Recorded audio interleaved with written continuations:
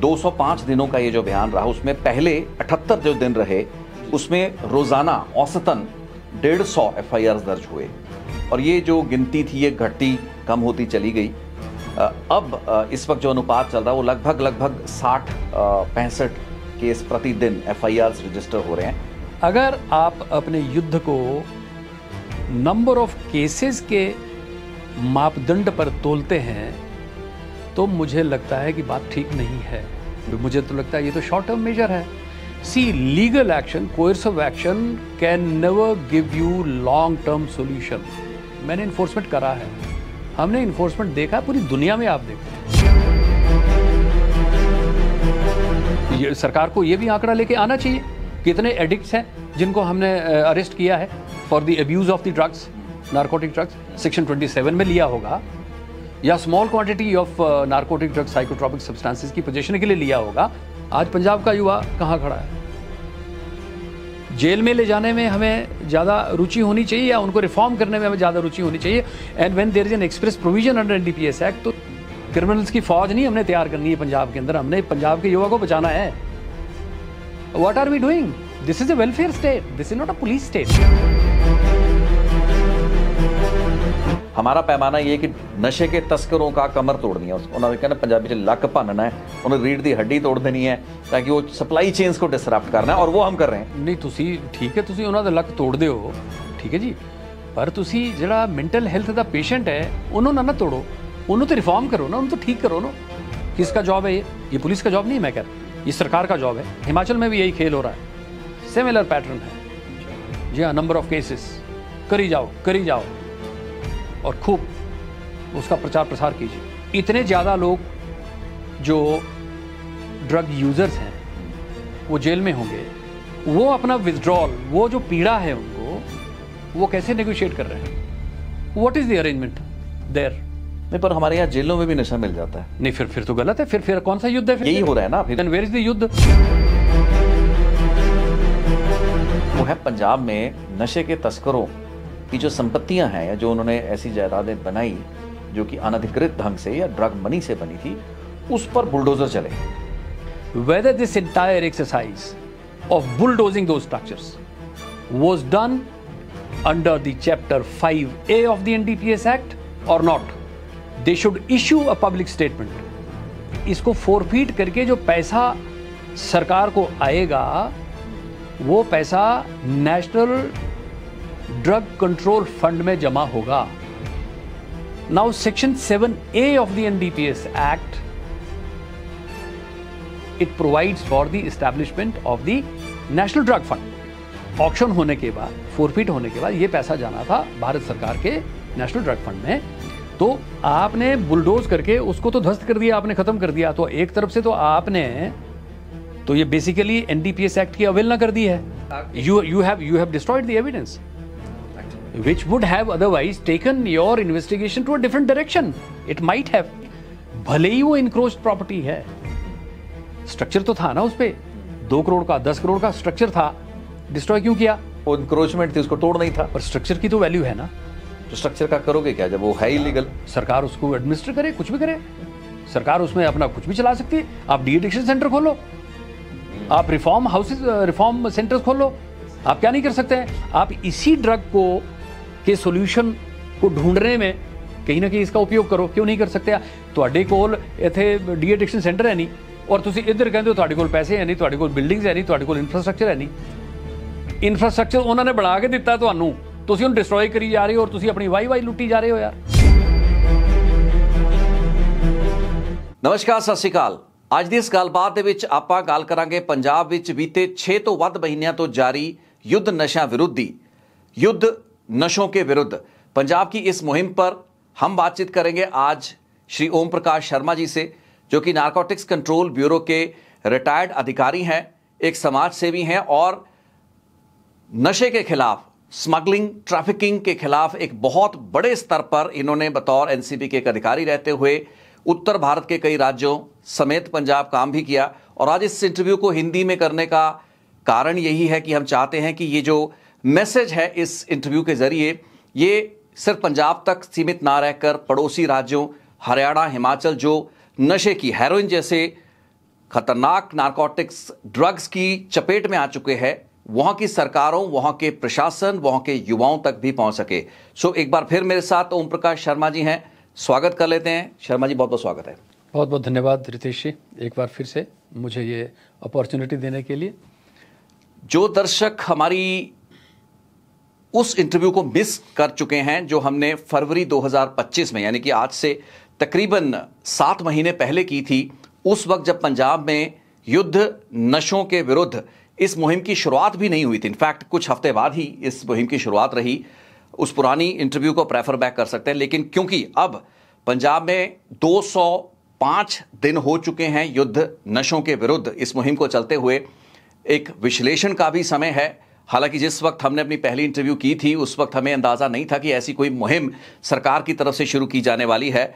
लेकिन मैं शर्मा जी, सबसे पहले तो ये हम हिंदी पंजाबी में मिक्स रखेंगे थोड़ा सा, क्योंकि दोनों किस्म के ऑडियंस है हमारे पास। मैं आपसे ये जरूर जानना चाहूंगा कि आपको भी बहुत जानकारी मिलती है अखबारों, मीडिया के माध्यम से। आज जिस वक्त मैं बात कर रहा हूं, तकरीबन 31,000 जो नशे के स्मगलर्स और ट्रैफिकर्स हैं, उनको पंजाब में पिछले 205 इन दिनों में गिरफ्तार किया गया है। और लगभग आंकड़ा मेरे पास अगर सही ना भी हो तो 18,000 से ज्यादा FIRs रजिस्टर किए गए हैं। सैकड़ों किलो हेरोइन की बरामदगी, और पिछले 3 या 4 दिन से लगातार हर रोज पंजाब में बॉर्डर एरियाज में 25-25, 26-26 किलो जो हेरोइन है उसकी बरामदगियां हुई हैं। एक बहुत ही व्यापक ये अभियान है और इसके पीछे एक पॉलिटिकल विल सरकार की, पंजाब सरकार की नजर आ रही है। तो आपके जो हमने 7 महीने पहले जो चर्चा की थी, अगर हम उस बातचीत को रिकॉल करते हैं, आज हम 7 महीने बाद अपने आप को कहां खड़ा देखते हैं? सबसे पहले तो मैं बधाई देना चाहता हूं पंजाब पुलिस को, पंजाब सरकार को, कि उन्होंने एक युद्ध को चलाने की घोषणा की है। और उस युद्ध के फलस्वरूप जो मुझे प्रतीत होता है आपके माध्यम से और डिफरेंट रिपोर्ट्स के माध्यम से, वो सिर्फ यही प्रतीत होता है कि number of cases have increased tremendously. Drugs भी सीज करी जो मार्केट में नहीं गई, ऑब्वियसली कंज्यूम नहीं हो पाई, वो एक अच्छा काम हुआ। लेकिन अगर आप अपने युद्ध को नंबर ऑफ केसेस के मापदंड पर तोलते हैं तो मुझे लगता है कि बात ठीक नहीं है। Number of cases legal action, coercive action से ड्रग अब्यूज़ का जो प्रीवेलेंस है, जो नशे का अब्यूज़ है, वो ख़त्म नहीं होने वाला है। मैंने पहले भी ये कहा था, मैंने हिमाचल प्रदेश में भी ये कहा, मैं डिफरेंट प्लेटफॉर्म्स पे कहता रहता हूँ कि ये आपको समग्रता से इस इशू के ऊपर विचार करने की आवश्यकता है। तो युद्ध शुरू करने से पहले हम तो यही सोच रहे थे कि पंजाब सरकार वर्तमान परिस्थितियों को देखते हुए कोई नीति निर्धारित करेगी, कोई पॉलिसी फॉर्मुलेट होगी, लेकिन ऐसा तो कुछ नहीं हुआ। We still don't have any. अब कह रहे कि नीति निर्धारण नहीं हो पाया। पेंशन पॉलिसी होनी चाहिए थी पहले, सर्वेक्षण होने चाहिए थे। हो सकता है पंजाब सरकार ने किए हो, डिस्क्रीट सर्वेस कई बार होते हैं, करे भी होंगे। लेकिन जिस तरह से आनंद फानन में मैंने देखा कि जो हमें लगा कि एक ही दिन में आपने 12,000 पुलिस पर्सोनल जो उतार दिए, मुझे ये नहीं पता कि वो किस तरह से कोऑर्डिनेट हुआ, क्या हुआ, तो उसका क्या अल्टीमेटली उसका क्या इम्पैक्ट हुआ, क्या इसका कुछ इवैल्यूएशन पंजाब सरकार ने अब तो 6 महीने के बाद तो कर ही लेना चाहिए था। इस वक्त शर्मा जब हम बात करें तो एक बहुत बड़ा आंकड़ा जो है उसका भी हमारे पास एक बेस बन चुका है। और अगर मैं इस अभियान की बात करूं तो मैं आपसे कुछ ही समय पहले जब इसकी अपने लेवल पे रिसर्च कर रहा था, तो जो डेटा है जो पुलिस के हिसाब से या गवर्नमेंट के हिसाब से है, तो उसमें 205 दिनों का ये जो अभियान रहा, उसमें पहले 78 जो दिन रहे उसमें रोजाना औसतन 150 FIRs दर्ज हुए। और ये जो गिनती थी ये घटती कम होती चली गई, क्योंकि सरकार ने ये भी कहा कि हमने बहुत बड़े स्तर पर नशे के तस्करों की कमर तोड़ दी है। अब इस वक्त जो अनुपात चल रहा है वो लगभग 60-65 केस प्रतिदिन FIRs रजिस्टर हो रहे हैं, और लगभग इससे दुगने या फिर कह लीजिए कि इससे 2/3 ज्यादा तस्कर जेल में पहुंच चुके हैं। 31,000 वो आंकड़ा है। तो अगर हम आंकड़ों की बात करें तो बहुत इंप्रेसिव आंकड़ा नजर आ रहा है। ठीक है, आंकड़ों के हिसाब से तो बहुत इंप्रेसिव है। तो क्या अब्यूज प्रीवेलेंस जो है, जो नशाखोरी है, क्या वो भी कम हुई है? क्या इसके बारे में भी हमारे पास कुछ आंकड़े हैं? ये तो इसका मतलब तो ये हुआ कि अवेलेबिलिटी जो है, नशे की उपलब्धता कितनी खतरनाक तरीके से पंजाब के अंदर फैल चुकी है। सप्लाईज है तो ही तो नशाखोरी है ना। तो यदि हमने सीजर करके, अरेस्ट करके सब्सटेंस को मार्केट में जाने से रोका है, तो उसके साथ साथ क्या नशाखोरी में भी कोई कमी आई है पंजाब के अंदर, स्टेट के अंदर, या नहीं? प्रवृत्ति शॉर्ट टर्म में तो नहीं ना आंका जा सकता। मुझे तो लगता है ये तो शॉर्ट टर्म मेजर है। See, legal action, coercive action can never give you long term solution. मैंने इन्फोर्समेंट करा है, हमने इन्फोर्समेंट देखा है, पूरी दुनिया में आप देखते हैं इसका इम्पैक्ट सिर्फ और सिर्फ जो सीज आप करते हैं उसको मार्केट में जाने से आप डिसरप्ट करते हैं। लेकिन हमने लोगों को इंगेज नहीं करा, हमने अपने युवाओं को एम्प्लॉयमेंट नहीं दिया, उनको इंगेज नहीं किया, उनको डी एडिक्ट नहीं करा हमने। ये तो एक लॉन्ग टर्म प्रोसेस है ना। लेकिन इस वक्त अगर हमें गवर्नमेंट ने एक अपना मनोरथ तय किया, उन्होंने अपना एक टारगेट फिक्स किया और 1 मार्च 2025 से युद्ध नशों विरुद्ध का अभियान शुरू हो गया, उसमें आपने आने वाले 6 महीनों में पकड़ लिए 31,000 नशे के छोटे बड़े तस्कर। आपने लीगल एक्शन एनफोर्समेंट आपने हजारों केसेस करे, आपने अरेस्ट भी करा है, बहुत से लोगों को जेलों में भेजा है, या आपने कानून का इम्प्लीमेंटेशन किया है, फाइन, इसमें कोई दिक्कत नहीं है। लेकिन साथ ही साथ क्या हमने युवाओं को रिफॉर्म करने के लिए कोई पॉलिसी बनाई? एनडीपीएस एक्ट की धारा 64A है, 64A है, उसके तहत क्या हमने कोई ऐसा मुहिम चलाया जिसमें हम अपने युवाओं को, हम अपने बच्चों को रिफॉर्म कर पाएं, उनको डी एडिक्ट कर पाएं, रिफॉर्म कर पाएं, उनको इज्जत वाली कोई पोजीशनिंग समाज के अंदर दे पाएं? क्या हमने किया है या क्या हमने नहीं किया? हम एनडीपीएस एक्ट में है ये, बिल्कुल है। Section 64A of NDPS act expressly says कि साहब जो भी वॉलंटियर करना चाहता हो डी एडिक्शन के लिए, कि साहब मैं इसको नशाखोरी को अब नहीं करूंगा, मैं रिफॉर्म होना चाहता हूं, तो वो उसको किया जा सकता है। और उसके खिलाफ जो आपराधिक मामला है एनडीपीएस एक्ट में जो रजिस्टर हुआ है, उससे उसे मुक्ति मिल जाएगी। यानी कि कहने का तात्पर्य ये हुआ कि उसका तो जीवन बदल सकता है। कैसे? एनडीपीएस एक्ट में जब वो अरेस्ट हो गया एक बार, तो वो अपराधी मान लिया गया। अब भले ही वो ड्रग अब्यूजर ही क्यों ना हो, वो बेचारा मेंटल हेल्थ का पेशेंट ही क्यों ना हो, जो कि है केस, और बहुत सारे केस ऐसे होंगे। अगर आप इनवेरिएबली हैं केस, बिल्कुल होंगे। मुझे लगता है सरकार को ये भी आंकड़ा लेके आना चाहिए कितने एडिक्ट्स हैं जिनको हमने अरेस्ट किया है for the abuse of the drugs, narcotic drugs. Section 27 में लिया होगा, या small quantity of narcotic drugs, psychotropic substances की पोजीशन के लिए लिया होगा। ये तो पता चल ही जाता है कि वो मेंटल हेल्थ का पेशेंट है, वो एडिक्ट है। इनफैक्ट मैंने ऐसा कोई सेग्रीगेशन देखा नहीं, as far as may be I may be ऐसा नहीं हो रही, दैट इज माय कंसर्न। हाँ, क्योंकि उसमें ऐसा होना चाहिए। मेरी जो जानकारी है उसमें जो कम क्वांटिटी के, और बहुत से पुलिस थानों में ये होड़ लगी पंजाब में इन 5-6 महीनों में कि छोटी क्वांटिटीज के जो रिकवरीज हैं, सीजर्स हैं, वो बहुत बड़े लेवल पे किएगा। और शायद हालांकि हमारे जो डायरेक्टर जनरल ऑफ पुलिस हैं, उन्होंने एक्सप्रेसिडली ये कंसर्न जाहिर किया था, डीजीपी मिस्टर गौरव यादव, कि हम आंकड़ों की खेल में नहीं है।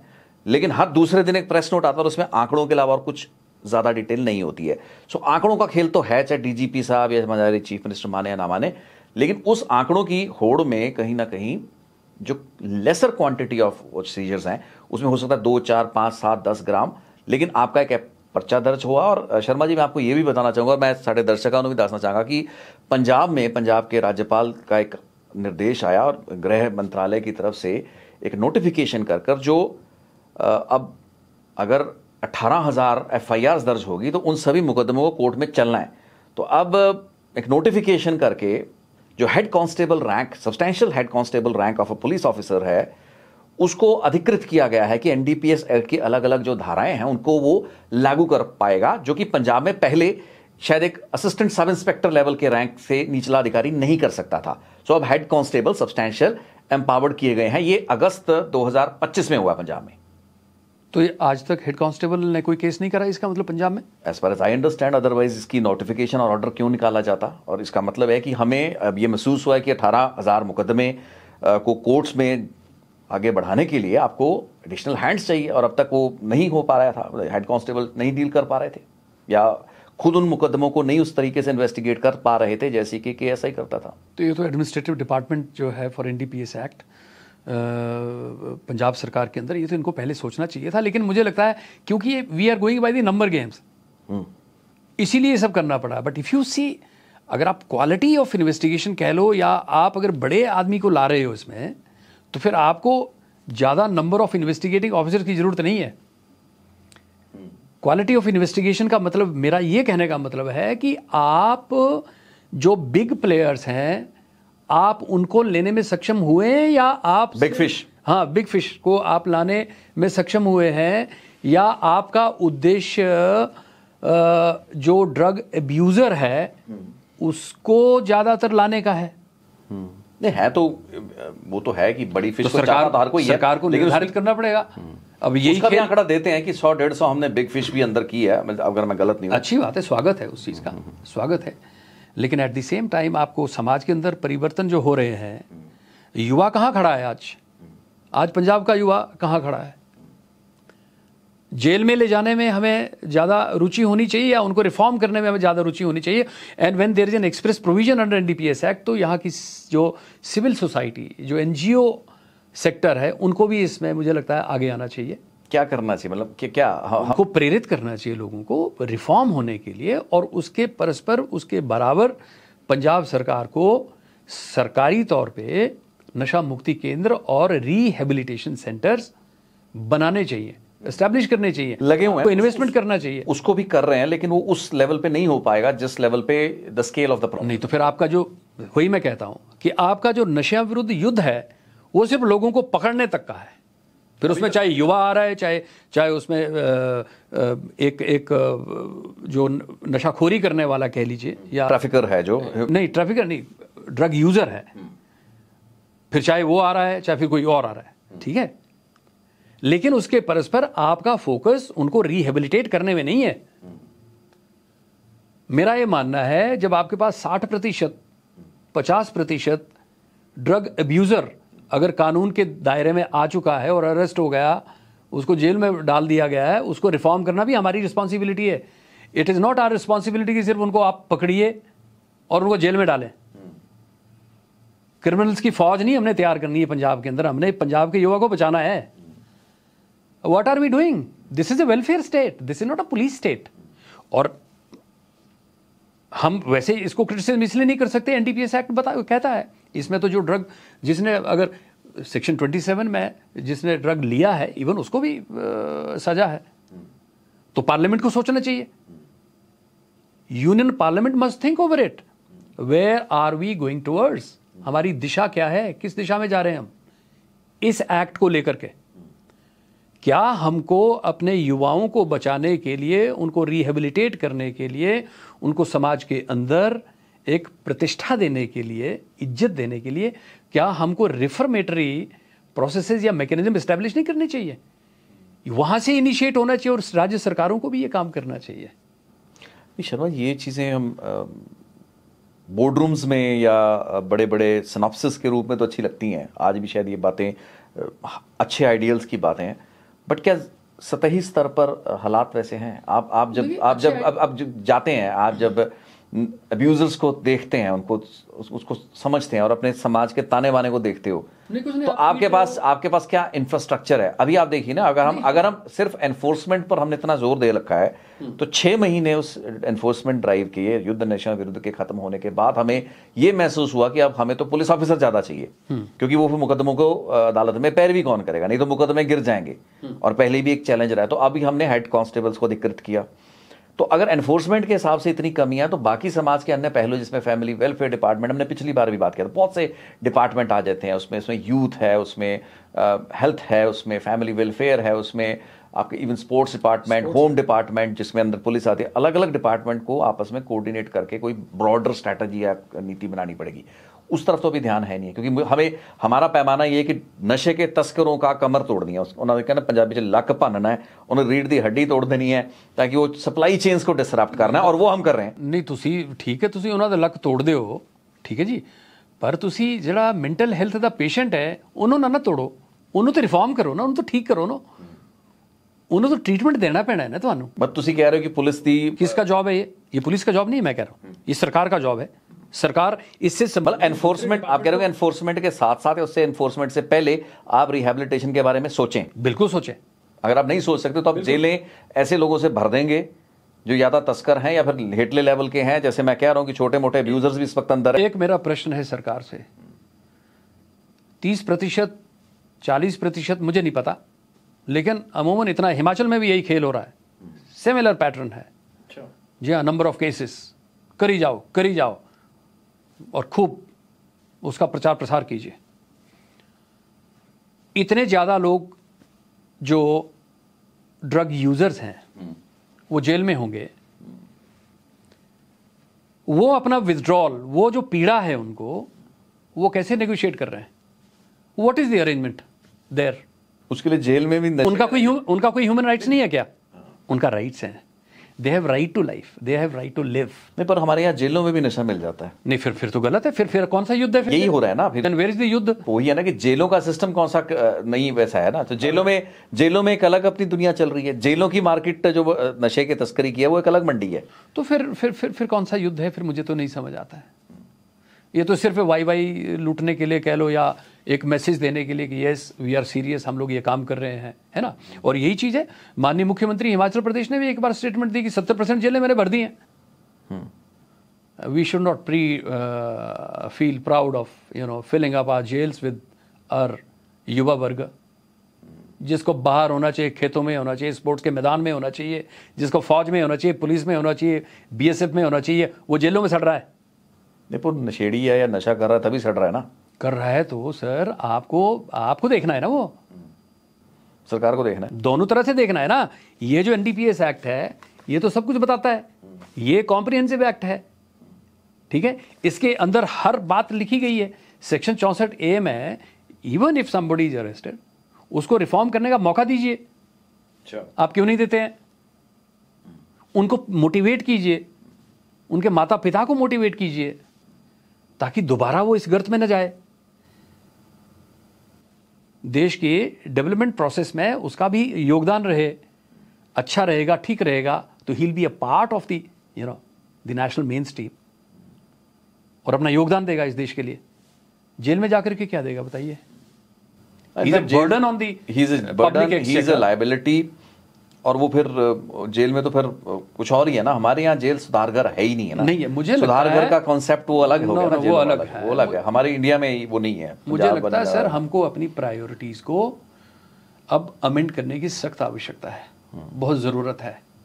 मैं आपके इस प्रायोरिटी को अमेंड करने और जो ब्रॉडर पॉलिसी मैकेनिज्म की आपने बात की, क्योंकि थे दस दिया दर्शकानों ते आप सबकी जानकारी के लिए कि वो प्रकाश शर्मा जी ने हिमाचल प्रदेश के लिए एक व्यापक ड्राफ्ट पॉलिसी भी तैयार की थी, इंटीग्रेटेड ड्रग प्रिवेंशन पॉलिसी। वो हाँ, उसकी हमने बात कुछ हद तक पिछली अपनी इस चर्चा में की भी थी। लेकिन एक और एस्पेक्ट पे मैं बात करूंगा, उसके बाद हम आपकी नीति पर आते हैं। वो है पंजाब में नशे के तस्करों की जो संपत्तियां हैं या जो उन्होंने ऐसी जायदादें बनाई जो कि अनधिकृत ढंग से या ड्रग मनी से बनी थी, उस पर बुलडोजर चले।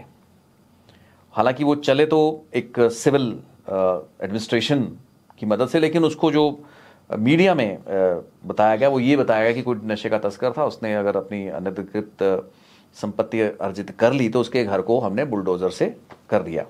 यूजुअली वो बिल्डिंग बाय लॉज की या कोई लोकल लॉज की वायलेशन थी, not as per NDPS act. और इस मुहिम को लोगों ने अप्रिशिएट भी किया क्योंकि हाईली टेलीवाइज्ड और लाइव वहाँ पे बुलडोजिंग हो रही थी, घर टूट रहे थे, और हर जिले में, हर बड़े शहर में, छोटे कस्बे में वैसी तस्वीरें और लाइव प्रसारणों के गवर्नमेंट ऑफ पंजाब के पेजेस पे, उनके डिस्ट्रिक्ट PRO के पेजेस पे जो ऐसे तस्वीरें, इसको वाइड पब्लिसिटी दी गई, बहुत वाइड पब्लिसिटी दी गई। जबकि फैक्चुअली वो कहानी थोड़ी सी डिफरेंट थी। लेकिन नेवरदलेस से कहा गया कि हमने नशे के तस्करों को डिसुएड किया और उनको एक्चुअल में वो डीमोटिवेट किया कि अगर आप कोई काला धन कमाओगे तो आपके साथ ये हो सकता है, होगा नहीं। तो आपका कहने का तात्पर्य ये है कि ये जो मुहिम चली जिसमें बुलडोजर चलाया गया, वो जो अवैध संपत्तियां थी उसको डिस्ट्रॉय कर दिया गया, ठीक है ना, और क्या इसको वाइड पब्लिसिटी दी गई कि ये जो थी these were the properties which were derived from the illicit trafficking of the narcotic drugs and psychotropic substances, यही था? जी जी बिल्कुल, ऐसा ही था बिल्कुल। तो मैं पंजाब सरकार से एक सवाल पूछता हूं, one question, whether this entire exercise of bulldozing those structures was done under the chapter 5A of the NDPS Act or not. They should issue a public statement. इसका मतलब थोड़ा हिंदी में इसका मतलब ये है सेक्शन क्या कहता है कि जो चैप्टर 5A है, जो identification, seizure, freezing and forfeiture of properties illicitly derived from narcotic drugs and psychotropic substances sales, है ना, ये जो है इसको फोरफीट करके जो पैसा सरकार को आएगा वो पैसा नेशनल ड्रग कंट्रोल फंड में जमा होगा। Now section 7A of the NDPS act, it provides for the establishment of the national drug fund, national drug fund, okay, है ना, कॉम्पिटेंट अथॉरिटी फिर हाँ, नेशनल ड्रग फंड, हाँ, ठीक है। तो ये जो पैसा जाना था ऑक्शन होने के बाद, फोरफीट होने के बाद, ये पैसा जाना था भारत सरकार के नेशनल ड्रग फंड में, और वो जो पैसा वहां से अप्रोप्रिएट फिर बाद में होता है वो against the illicit trafficking of the narcotic psychotropic substances awareness campaign, जितना भी ड्रग अब्यूज प्रिवेंशन के लिए जितने भी काम होते हैं, प्रोग्राम्स हैं, चाहे राज्य सरकार के हो चाहे केंद्र सरकार के हो, वहां से फंड होते हैं। हालांकि उसकी सोर्सेज और भी हैं, है ना, नेशनल, इसको कहते हैं national fund for control of drug abuse. ये सवाल मैंने भी उठाया था कि तो कॉम्पिटेंट अथॉरिटी अधिकृत है कि हाँ, उस प्रॉपर्टी को सीज करके आप उसको नीलाम कीजिए या उसका जो मॉनेटरी मटेरियल बेनिफिट आता है उसको अपने फंड में लीजिए और फिर नशा निवारण के लिए उसे इस्तेमाल कीजिए। मैं आ रहा हूं इसमें, आपको सेक्शन 68 A से Z तक, यानी कि चैप्टर 5A के तहत कार्रवाई करनी पड़ती है, और वो करनी पड़ती है at the time of the seizure. जैसे ही सीजर होता है, और इनफैक्ट इसमें तो ये एक दिन में करने का काम नहीं है, जिस तरह से हम लोग जिस तरह एग्रेसिवली इसको परस्यू करने की कोशिश कर रहे हैं, ये बहुत ही शॉर्ट टर्म मेथोडोलॉजी है। I don't prescribe to it, subscribe to it. ये ऑपरेशन सिर्फ प्लान तरीके से होते हैं। रेड करने से पहले, सर्च करने से पहले आपके आईओ के पास, आपके ANTF के पास उस पूरे नेटवर्क की पूरी जितनी भी इनकी चल और अचल संपत्ति, उसका ब्यौरा होना चाहिए, इंटेलिजेंस होनी चाहिए, ताकि जैसे ही आपकी टीमें रेड करती हैं, you should be able to identify those documents and seize those documents. पर ऐसा होता है प्रैक्टिकली जो नहीं हो रहा है ना, इसका मतलब जब आप बुलडोज कर रहे हैं, आप बात सुनिए। नहीं, मैं ये कह रहा हूं कि प्रैक्टिकली आपने ऑपरेशन इतने हम करते थे क्या, क्यों क्या प्रोसीजर क्या होता था? कोई प्रोसीजर नहीं है। आपको ड्यूरिंग सर्च एंड सीजर, उसी वक्त आपको जब रेड करनी है, आपने किसी प्रीमाइसेस में करी है, तो आप उनके जितने भी पेपर्स हैं, है ना, जितने भी कागजात आपको मिलते हैं उस घर के अंदर ड्यूरिंग द सर्च, वो सारे के सारे आपको उस वक्त वो करने हैं, रिकवर करने हैं। रिकवरी कम सीजर मेमो में उनको दिखाना चाहिए आपको। वो तो होता ही होगा ना, और होता भी होगा, लेकिन नहीं होता है ना? बहुत पहले तक नहीं होता था, ये धीरे धीरे होने लगा। और अब आप जिस तरह से बड़े एक्सप्रेस वे में जा रहे हो, मुझे नहीं लगता कि इतना समय आपके पास आप देते होंगे इन्वेस्टिगेशन को, ठीक है ना। तो आपने बुलडोज करके उसको तो ध्वस्त कर दिया, आपने खत्म कर दिया। तो एक तरफ से तो आपने तो ये बेसिकली NDPS एक्ट की अवहेलना कर दी है। अच्छा, यदि ये तो डिस्ट्रक्शन ऑफ एविडेंस आ गया ना। नहीं, देखो वो जो प्रॉपर्टी उसने खड़ी की, वो you have destroyed the evidence actual में, which would have otherwise taken your investigation to a different direction. It might have. मतलब NDPS एक्ट में इसको एनविसाज ऐसे किया गया ना कि वो जो संपत्ति खड़ी है आपकी, वो भी एक प्रूफ है, एविडेंस है। या फिर इसमें एक और इसमें कैच ये है कि हो सकता है ये जो स्ट्रक्चर्स थे ये ड्रग से संबंधित नहीं थे, हो सकता है इंक्रोचमेंट्स थी, कुछ और तरह की थी। नहीं, एनक्रोचमेंट्स ही थी, इसलिए वो डिस्ट्रॉय किए गए ना। अदरवाइज आपको कौन सा कानून अलाउ करता है कि एनडीपीएस एक्ट का मुकदमा दर्ज करके किसी एफआईआर को रजिस्टर करने के बाद किसी नशे के तस्कर का घर आप डिस्ट्रॉय कर सकते हैं? आप नहीं सर, बात सुनिए, एफआईआर दर्ज करने की बात सुनिए। नहीं, मैं एक उदाहरण देता हूँ। हमने आइडेंटिफाई किया किसी ड्रग ट्रैफिकर को, उसके बाद रेड्स हुई, हमने उसकी चल अचल संपत्ति यानी कि मूवेबल इमूवेबल प्रॉपर्टी जिसमें गाड़ियां हैं, पैसे हैं, ज्वेलरी है, आपकी लैंड्स हैं, प्लॉट्स हैं, बिल्डिंग्स हैं, आपने आइडेंटिफाई कर ली, है ना, और आपको लगा कि इसके पास सब्सटैंशियल रीजन नहीं है, कोई भी लीगल इसके पास कोई वो नहीं है, जिसे कि जस्टिफिकेशन नहीं है टू ओन दीज प्रॉपर्टी, ये इसने बेनामी करके रखी है या किसी तरह से इसने अनुग्रहित करी है, ठीक है, ठीक। और आपको लगता है कि तो ऐसे में आप उसका पूरा इन्वेंट्री बनाते, उसको तैयार करते और फिर उसको एक्शन करते, ठीक, उसको सीज करते, फ्रीज करते, ठीक, भले ही वो इनक्रोच्ड प्रॉपर्टी है, स्ट्रक्चर तो था ना उस पे, 2 करोड़ का 10 करोड़ का स्ट्रक्चर था, डिस्ट्रॉय क्यों किया? आप उसको ट्रांसफर करते, ultimately it would have gone to the states और sorry the central government, this thing जा सकती थी ना वो प्रॉपर्टी, तो सरकार की, अगर तो सरकार के उपयोग में नहीं होती। If it required to be bulldozed any which ways seeking violation, तो फिर तो उसकी क्या वैल्यू थी? मतलब maybe that is a understanding. नहीं सर, स्ट्रक्चर तो तोड़ना ही था, वो इंक्रोचमेंट थी, उसको तोड़ना ही था। पर स्ट्रक्चर की तो वैल्यू है ना, तो स्ट्रक्चर का करोगे क्या जब वो तो है इलीगल? सरकार उसको एडमिनिस्टर करे, कुछ भी करे, सरकार उसमें अपना कुछ भी चला सकती है। आप डी एडिक्शन सेंटर खोलो, आप रिफॉर्म हाउसेस, रिफॉर्म सेंटर्स खोलो, आप क्या नहीं कर सकते हैं? आप इसी ड्रग को के सॉल्यूशन को ढूंढने में कहीं ना कहीं इसका उपयोग करो, क्यों नहीं कर सकते? ਤੁਹਾਡੇ ਕੋਲ ਇੱਥੇ ਡੀ ਐਡਿਕਸ਼ਨ ਸੈਂਟਰ ਹੈ ਨਹੀਂ, ਹੈ ਨਾ, ਤੁਸੀਂ ਇਲੀਗਲ ਦੇਖੋ ਨਾ ਕਿੰਨੀ ਵਧੀਆ ਗੱਲ ਨਿਕਲਦੀ ਜਦੋਂ ਤੁਸੀਂ ਐਸੇ ਬੰਦੇ ਨਾਲ ਗੱਲ ਕਰਦੇ ਹੋ, ਤੁਸੀਂ ਬਿਲਡਿੰਗ ਨਾਲ ਤੁਸੀਂ ਤੋੜੀ ਜਾਂਦੇ ਹੋ, ਹੈ ਜੀ, ਔਰ ਤੁਸੀਂ ਇੱਧਰ ਕਹਿੰਦੇ ਹੋ ਤੁਹਾਡੇ ਕੋਲ ਪੈਸੇ ਹੈ ਨਹੀਂ, ਤੁਹਾਡੇ ਕੋਲ ਬਿਲਡਿੰਗਸ ਹੈ ਨਹੀਂ, ਤੁਹਾਡੇ ਕੋਲ ਇਨਫਰਾਸਟ੍ਰਕਚਰ ਹੈ ਨਹੀਂ। ਇਨਫਰਾਸਟ੍ਰਕਚਰ ਉਹਨਾਂ ਨੇ ਬਣਾ ਕੇ ਦਿੱਤਾ ਤੁਹਾਨੂੰ, ਤੁਸੀਂ ਉਹਨੂੰ ਡਿਸਟਰੋਏ ਕਰੀ ਜਾ ਰਹੇ ਹੋ ਔਰ ਤੁਸੀਂ ਆਪਣੀ ਵਾਈ ਲੁੱਟੀ ਜਾ ਰਹੇ ਹੋ ਯਾਰ। है तो वैसे कोजा मजाक है। सर मेरा कहने का मतलब है we should cool down and we should really actually high blitz जिसे कहते हैं ना, मीडिया कैंपेन और मीडिया मॉनिटर्ड एक वो था, तो उसमें कितना हमने एनडीपीएस एक्ट को देखना था, नहीं देखना था, कितना हमने एक्चुअल ड्रग्स की इशू को एड्रेस करना था, नहीं करना था, ये तो फैक्टर्स कई बार मेरे को भी लगा and we have been critical.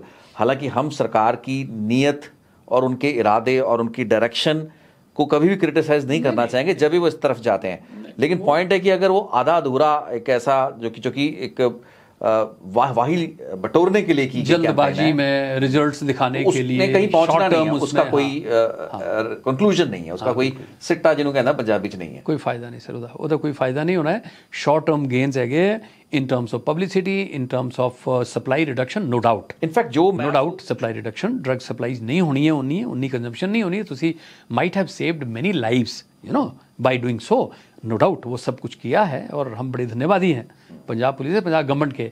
लेकिन यदि आप कह रहे हो कि आपने वॉर छेड़ी है, तो then I don't agree with you, क्योंकि वॉर छेड़ने के लिए आपके पास अपनी पॉलिसी होनी चाहिए, आप उस पॉलिसी के अंतर्गत उसको आप इंटीग्रेटेड मोड में, आपको मिशन मोड में आकर के आपको एक एंटी नारकोटिक्स टास्क फोर्स, उसको भी आपको मल्टी स्टेक होल्डर बनाना चाहिए। वो तो है ना पंजाब में ना, एएनटीएफ तो है ना, एएनटीएफ तो सिर्फ पुलिस की है, हिमाचल में भी यही खेल खेला जा रहा है, सिर्फ पुलिस की एएनटीएफ बनाएंगे। मैं कह रहा हूं इसको भाई this is a multi dimensional problem, ये बहुआयामी समस्या है सर। इसमें कल्टीवेशन है, इसमें ड्रग प्रोडक्शन है, इसमें फार्मा सेक्टर के कुछ लोग है, डाइवर्शन इन्वॉल्व है ये विच, ठीक है जी, इसमें ड्रग कंजम्पशन इन्वॉल्व है, इसमें डी एडिक्शन सेंटर्स है, आपकी जेलों की परिस्थिति आप बता रहे हो कि उसमें क्या चलता है, ये सब चीज़ें हैं। इसने कितने आयाम है, इसमें 6-7 आयाम है जो बड़े सीरियस हैं, इन्वॉल्व हैं। उसमें मल्टी पुलिस आपको सारा यहाँ पे सारा लोड पुलिस पे आ रखा है कि पुलिस को सब कुछ करना है, इन्होंने पूरे नशे की समस्या का हल पुलिस ने निकाला है। मतलब पुलिस कैसे इस समस्या का निदान कर सकती है, और पुलिस के पास मैं कहता हूँ शाबाश पंजाब पुलिस नो कि इन्होंने इन्ना कम इन्ना टाइम लगा रहे, इन्ने सीजर कर रहे, बहुत बढ़िया गल है। I always speak very high about Punjab police ना, आप तो जानते हैं, है ना, we have done many operations with Punjab police and BSF, everybody does. जब काम करने पे आ जाए पंजाब पुलिस तो बहुत कुछ कर देती है। लेकिन सवाल ये है कि पंजाब पुलिस ड्रग इश्यूज से संबंधित सिर्फ और सिर्फ एक एस्पेक्ट पे काम कर सकती है, बाकी के 5 एस्पेक्ट्स के ऊपर पुलिस काम नहीं कर सकती है, पुलिस के मैंडेट से बाहर है। तो वहां पे जो दूसरी एजेंसीज हैं, स्टेक होल्डर एजेंसीज हैं, they need to be charged up, they need to be funded, they need to be trained, and you need to create infrastructure. But first of all, I would say, you have to have your own policy.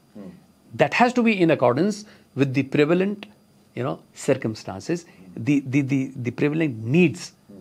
इस वेले वर्तमान परिस्थितियों के अनुसार आपको policy बनानी चाहिए, फिर उसको विधानसभा में ले जाकर के रूल्स फ्रेम करने चाहिए, और रूल्स फ्रेम जब हो जाएंगे तो वो फिर गाइड भी करेगी पॉलिसी, और उन रूल्स को जब इंप्लीमेंट करेंगे आप, है ना, तो वो उसके लिए फिर मिशन मोड में एक छत के नीचे आप बनाइए एक मैकेनिज्म और फिर काम पे लगिए। पंजाब को ठीक करने में 10 वर्ष कम से कम लगेंगे। हाँ, मिशन मोड में काम करेंगे तो। अच्छा, और इस तरीके से काम कर सकते हैं मुझे, क्यों पंजाब बिट्स एंड पीसेस में काम करेंगे, जैसे नहीं, एक सरकार आई, नहीं होगा, कभी नहीं होगा। पहले इसके पहले साडा कैप्टन अमरिंदर सिंह सीगे, वो कहते थे मैं लक भांदांगा, सौं खा लिया, कसमें खा ली उन्होंने, तो ना लक भन्या गया, नशे की प्रॉब्लम नहीं है। अब इन्होंने 6 महीने से तो काफी एक्टिव है। अब वी डोंट नो कि इसका नेट रिजल्ट क्या, और इसकी भी रिलैप्स की गुंजाइश, क्योंकि आपने 6 महीने पूरी स्टेप अप किया, प्रेशर किया, लेकिन उसके 6 महीने और लगा लीजिए, लेकिन अगर उसके बाद आपने लेट लूज कर दिया तो बात वहीं आके खड़ी हो जाती है। आपने देखा होगा आइलैंड्स तो दोबारा कनेक्ट हो जाएंगी, जुड़ जाएंगी। हाँ, बिल्कुल जुड़ जाएंगी। आपने देखा होगा अधिकारी पर ये डिपेंड करता है। एक अधिकारी किसी जिला में आता है या किसी डिपार्टमेंट में आता है, बहुत काम करके जाता है, लेकिन उसके बाद जब उनका स्थानांतरण होता है, ट्रांसफर होता है, दूसरा अधिकारी आकर के उसको बुरी तरह से बर्बाद कर देता है, उसका प्रायोरिटी नहीं होता, अंडू कर देता है, अंडू कर देता है, अंडू बटन होता है उनका। तो जैसे एक ड्रग यूजर रिहैब सेंटर में या डी एडिक्शन सेंटर में जाता है, ठीक होके आ जाता है, जैसे ही वापस जाता है रिलैप्स कर जाता है, बिल्कुल इसी तरह से सरकारी सिस्टम भी रिलैप्स करता हुआ देखा गया है। आपने एनसीपी में भी तो देखा था, जब हम थे तो हमने कितना अच्छा काम किया हमारी टीम ने। हम चले गए बाहर, उसके बाद पूरा क्या हुआ वो बताने की आवश्यकता नहीं है, पूरा का पूरा वो अलग चैप्टर, अलग कहानी, वो अलग कहानी हो गई। ऐसे होता है। ये कब नहीं होगा? ये तब नहीं होगा जब आपके पास अपनी ठोस एक नीति होगी और उसको चलाने के लिए आपके पास लोग होंगे और आपको करना होगा। थोड़ा सा यहाँ पे तो लग रहा है मैं थोड़ा जा निराशावादी साउंड कर रहा है, स्केप्टिकल साउंड कर रहा हूँ मैं, बट दुनिया का कौन सा ऐसा मुल्क है, एक दो का एग्जांपल शायद मैं आपको भी दे पाऊँ, उनके अलावा पुर्तगाल का एक रेफरेंस दिया जाता है, एक दो और फिलीपींस जैसे मुल्क है जहाँ पर जो आपने बात कही, एक कोई ऐसा लीडर आया मजबूत जिसने वहाँ पर कम से कम ये जो हेरोइन वेरोइन थी इसको हटा दिया। लेकिन हमने अमेरिका देख लिया पिछले 50 साल 60 साल से, हमने कनाडा देखा, कनाडा का बुरा हाल है। अमेरिका में भी इतने बड़े स्तर की मॉनिटरिंग, सर्वेलांस और सब कुछ होने के बावजूद भी हम उन सोसाइटीज़ में भी ड्रग अब्यूज़ को नहीं रोक पाए। आज उनकी समस्या कुछ और ही बन गई। अब तो वो टॉक्सिसिटी ऑफ ड्रग से लड़ रहे हैं, ड्रग ओवरडोज से मौतें हो रही हैं। अब उनको, जैसे मैंने आपको बताया भी, वैंकूवर में या ब्रिटिश कोलंबिया में, कनाडा में, उनको डीक्रिमिनलाइज करना पड़ा। 2-2 4-4 ग्राम कोकेन, हेरोइन आप रख सकते हो, पोजीशन में ले सकते हो। मतलब वो परिस्थिति आ गई है, वो परिस्थिति, मतलब वो घुटने टेक दिए हैं, घुटने टेक दिए कि उनको था कि नशे के तस्करों को, ड्रग्स पैडलर को, ड्रग स्मगलर्स को हम हटा नहीं सकते, लड़ नहीं सकते थे। बड़े बड़े कार्टेल, कोलंबियंस, मैक्सिकन्स, और आज आप अमेरिका में जाके देखिए वहां पे हो क्या रहा है। तो जब इतने बड़े मुल्क नहीं लड़ पाए इस समस्या से, हम कैसे लड़ लेंगे? और ये नीतियां कहां पर कारगर होंगी? आप अकेला हिमाचल प्रदेश, पंजाब और हरियाणा अपनी नीति बनाएगा, अपना काम करेगा, तो उस ग्लोबल पर्सपेक्टिव में जहां पर कि नशे के तस्कर बैठे हैं, ट्रांस कॉन्टिनेंटल लेवल पे ऑपरेट कर रहे हैं, और उसमें सरकारें भी मिली भुगत है। यहाँ पे गुजरात के मुद्रा पोर्ट से भी 5-5, 600 किलो हेरोइन एंटर कर रही है। यहाँ से पाकिस्तान के बॉर्डर से भी 2-2, 4-4 किलो ड्रोन एंटर कर रही नहीं, पकड़ी जा रही है। नहीं, जितनी पकड़ी गई उससे कितनी ज्यादा निकली, आपको ये तो पता नहीं ना कि निकली कितनी। इसमें डिफरेंस है। नहीं, आप कह रहे हो पकड़ी जा रही है, मैं तो कह रहा हूँ जो पकड़ी गई उससे 4 गुना ज्यादा निकली। ये तो मैं कह रहा हूँ कि जो जितना भी हम सीजर करते हैं ना, ये तो टोटल क्वांटिटी का 10% भी नहीं होता, टिप ऑफ द आइसबर्ग ही होता है। इसलिए मैं कह रहा हूँ, तो वो हम उसके लिए, बहुत लोग कहते हैं कि जी पोर्ट अडानी का पोर्ट है, लेकिन वो तो लाइक एन एयरक्राफ्ट है। एयरक्राफ्ट में अगर आपको कुछ स्मगल करके लाना तो आप लेके आओगे ना, तो अगर वो एयर इंडिया का एयरक्राफ्ट होगा या एयर कनाडा का एयरक्राफ्ट होगा तो हाउ डज इट मैटर, है ना। सो पॉइंट ये है कि जब इतने बड़े लेवल पे, ग्लोबल लेवल का ये ऑपरेशन है और इसमें बहुत बड़े कार्टेल जिनके स्टेक्स इस लेवल पे हायर है, हम लेवल पे बात करें, एक स्टेट गवर्नमेंट, उसकी सोच, उसकी नीति, और फिर आप नशे से निकालना। नहीं तो हमको ये चिंतन करना होगा कि पिछले 15 साल पहले तो हमारे यहाँ ऐसा कुछ नहीं था। 20 साल पहले तो हमारे पास ऐसा कुछ नहीं था। 20 साल पहले तो कुछ नहीं था। नहीं था, हाँ, नहीं था। हाँ, हम ठीक है, 2002 से 2007 में एनसीबी में थे। पंजाब के अंदर इतना ड्रग अब्यूज प्रेवलेंस नहीं था। ठीक है। तो हमने चिंतन कहाँ किया भाई साहब कि हम वहां से यहाँ तक हम कैसे पहुंचे हैं, उसमें क्या फैक्टर थे। यही तो मैं कह रहा हूँ, नीति निर्धारण करने का क्या मतलब होता है सर। इसका मतलब ये होता है कि हम टाइम टू टाइम उस नीति को अमेंड भी कर सकें, उसको अनुरूप बनाए। जो चीज़ें जो समाज के अंदर परिवर्तन आ रहे हैं उसके अनुरूप हम अपनी नीति को भी और ठोस बनाए और सस्टेनेबल बनाए। ठीक है, ये सब चीज़ें करनी जरूरी है। मैं आपको एक छोटा सा उदाहरण देता हूँ। आपने ग्लोबल पर्सपेक्टिव की बात करी ना, मैं आपको सिर्फ 3 स्टेट्स की बात करता हूँ, हिमाचल प्रदेश, पंजाब, चंडीगढ़, जम्मू कश्मीर। चलिए इतनी की बात कर लेते हैं हम लोग। ठीक है, चरस का उत्पादन पहाड़ी क्षेत्रों में होता है, नेपाल से लेके अफगानिस्तान तक। ठीक है, ओपीएम का उत्पादन इन्हीं क्षेत्रों में अवैध रूप से होता है माउंटेनस रीजन्स में। ठीक, वहां से उसका सप्लाईज, इलिसिट सप्लाईज कहाँ होती है? प्लेन्स में होती है। पंजाब में भी इसका इम्पैक्ट देखा गया है। फार्मास्यूटिकल हब हिमाचल प्रदेश है, बॉर्डरिंग हरियाणा एंड पंजाब हिमाचल प्रदेश के साथ। ठीक है जी, आप पाउंटा से लेकर के आप ऊना तक चले जाइए या आप डमटाल तक चले जाइए। ठीक है, ठीक है, वहां से पिलफेरेज होता है। ऐसा हमने केसेस पकड़े भी हैं, पंजाब पुलिस ने बहुत केसेस पकड़े हैं, है ना। हिमाचल प्रदेश पुलिस भी शायद पकड़ेगी अब, ऐसा मेरा मानना है कि करेंगे कुछ। ठीक है, इन दोनों स्टेटों में यहां से चिट्टा वहां जा रहा है, वहां से चरस आ रही है, फार्मास्यूटिकल ड्रग डाइवर्ट होके आ रहा है, जा रहा है। मुंबई था, डाइवर्ट होके अमृतसर में मिल गया ट्रामाडोल फॉर एग्जाम्पल। ठीक है, दोनों प्रदेशों के मुख्यमंत्री एक बार भी बैठे हैं कभी इसको सोचने के लिए? I have not seen even a single meeting, और वो कारगर मीटिंग की बात कर रहा हूं। ऐसी मीटिंगें तो 36 होती हैं। नहीं, 1.5-2 साल पहले तक हुआ करती थी। मुझे आपको याद होगा अच्छी तरह से, हरियाणा पंजाब इंटरस्टेट कोऑर्डिनेशन की मीटिंग चंडीगढ़ में हुआ करती थी। सर उसका ठीक है, मीटिंग हुई, बीजेपी की सरकार थी, हिमाचल प्रदेश सरकार ने, पिछले जो बीजेपी की सरकार थी उन्होंने एक इनिशिएटिव लिया और 6 मुख्यमंत्रियों को, माननीय मुख्यमंत्रियों को बिठा करके मीटिंग करी। ऐसे बीजेपी हरियाणा हिमाचल गवर्नमेंट, ये हमारा ही विजन था। अच्छा, ठीक है, खट्टर साहब ने ऑफर किया कि हम पंचकुला में हरियाणा सेक्रेटरीट में हम इसके लिए एक सेक्रेटरीट बना देंगे, और उन्होंने वो नोटिफाई भी शायद किया। सचिवालय सेक्रेटरीट, हाँ, जो मल्टीपल कमांड बोल रहे हैं। हाँ, मतलब वो सभी जॉइंट कमांड, हाँ, वो जो सभी स्टेटों के उसमें ऑफिसर्स उसमें रहेंगे, और वो फिर जैसे होता है ना, जेआईसी होती है ना, जॉइंट इंटरोगेशन सेंटर, जिस पे काम करता है multiple agencies come and they interrogate the trafficker, border पे खास करके होता है। पंजाब में होता है, हिमाचल में होता है, हिमाचल में नहीं होता, पंजाब में होता है ना। तो उस तरह पे उन्होंने वो किया था। ठीक है, अब उसके बाद उसका हुआ क्या? ना पंजाब ने इंटरेस्ट लिया, ना J&K ने इंटरेस्ट लिया, ना हिमाचल ने लिया, ना यूटी चंडीगढ़ ने लिया, किसी ने नहीं, कोई इंटरेस्ट नहीं लेता। तो फिर ये सब क्यों करते हो? इसको करने का मतलब क्या है आपका? That means you are not serious, simple, है ना। तो मुझे तो लगता है कि हम अपने भविष्य को के साथ खेल रहे हैं इसी तरह से, और हम शॉर्ट टर्म, हमें बस अभी की एक वो पब्लिसिटी करनी है, और उसके बाद उसका क्या होता है, we are not bothered about that, है ना। ठीक, यही है। बीजेपी गवर्नमेंट ने नशा निवारण बोर्ड बनाया हिमाचल प्रदेश के अंदर। ठीक, कांग्रेस सरकार आई, 2.5 साल उन्होंने उसके ऊपर कोई चिंतन ही नहीं करा, हम नहीं बनाएंगे।